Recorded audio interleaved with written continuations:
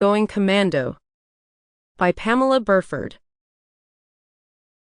To my son and technical advisor, Daniel, for patiently sharing his vast expertise on the subject of model rockets. Chapter 1. Elizabeth never had time to scream. One moment, she was mopping the last toilet stall, looking forward to collapsing on her cot. The next instant, strong hands seized her and slammed her back against a wide chest, a wall of hot-breathing steel. A huge gloved hand smothered half her face before she could catch her breath, much less get to her weapon.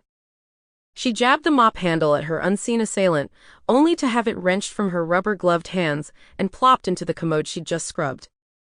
She'd known the risks from the moment she joined the Avalon Collective, but she never thought it would happen this soon. Or quite this way. Now she was going to end up like David.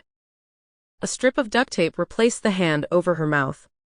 Elizabeth struggled wildly, but the arms pinning her were pure sinew beneath the black sweater sleeves, unyielding as iron bands. He jerked her arms behind her and tore off her rubber gloves. She felt the shock of cold steel on her wrists, heard the distinctive ratchetee sound of handcuffs tightening. She twisted violently, kicking him with her bare feet, hoping to throw him off balance, make him lose his footing on the wet floor. No good. He was as immovable as granite. The tiled room spun crazily as he hoisted her over his massive shoulder. Her forehead collided with the small of his back, and a hard lump she had no trouble identifying as a concealed holstered firearm. He placed a hand on the back of her thigh to steady her, and froze. She groaned under her gag, knowing her last hope had just evaporated. She felt him yank off a leather glove.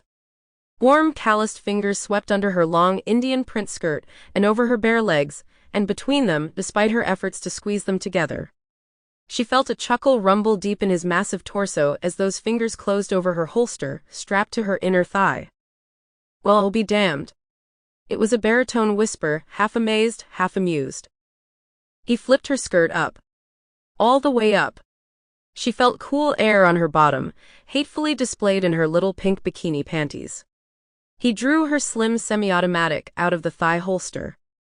In the process, his knuckles fleetingly brushed between her legs, creating a charge of electric heat that made her breath snag.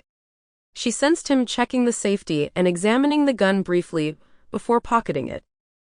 The doorknob to the outer hallway jiggled and Elizabeth whipped her head up, her screams muffled by the duct tape, her long brown hair falling around her face, obscuring her view.